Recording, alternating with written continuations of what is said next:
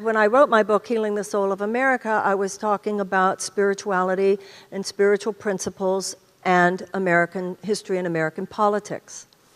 And the spiritual crowd did not want to hear it. They didn't want to hear that from me. And it wasn't just that they didn't want to buy the book. They wanted me to know how unspiritual it was for me to write a book like that. And then the political crowd didn't want to hear about that from what they called a spiritual guru.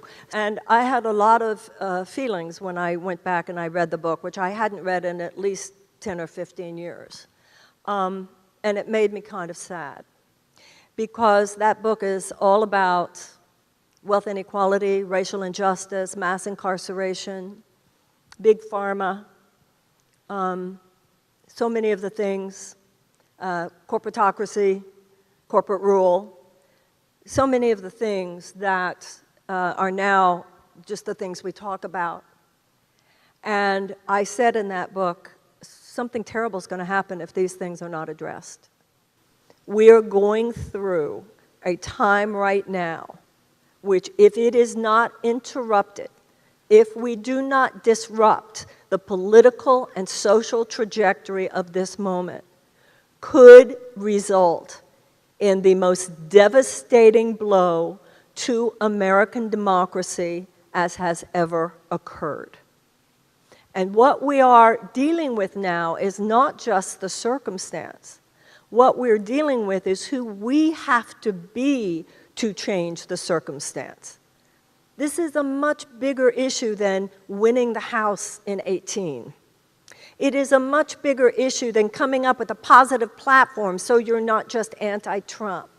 And that's why Mahatma Gandhi said that in order for the Indian independence movement to work, there had to be a purification of the Indian soul.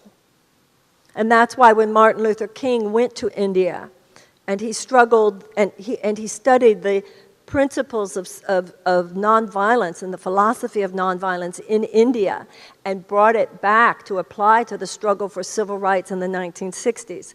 The reason Dr. King did that was because he knew that the powers of segregation and the powers of institutionalized white supremacy were so great that it would not be possible to defeat them unless there was, as he said, a qualitative change in our souls as well as a quantitative change in our circumstances.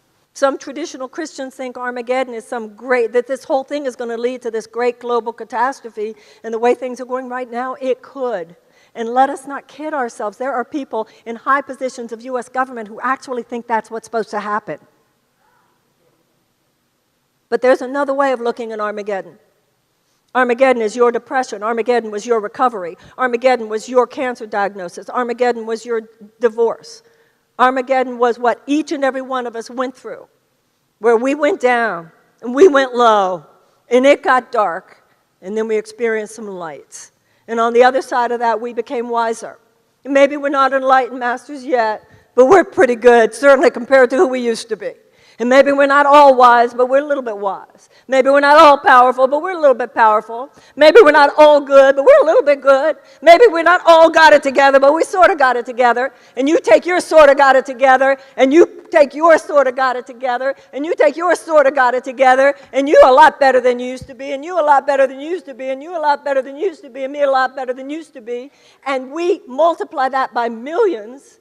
And we realize this is a global effort. So that's what we're going to do. That's what we're going to pool. Not that any of us are going to wait till we're perfect, but that little bit of perfect and that little bit of perfect and that little bit of perfect coming together, that's the perfection of God. And we are going to, through the grace of God, prevail. We are not going to let there be an authoritarian takeover in this country. We are not going to let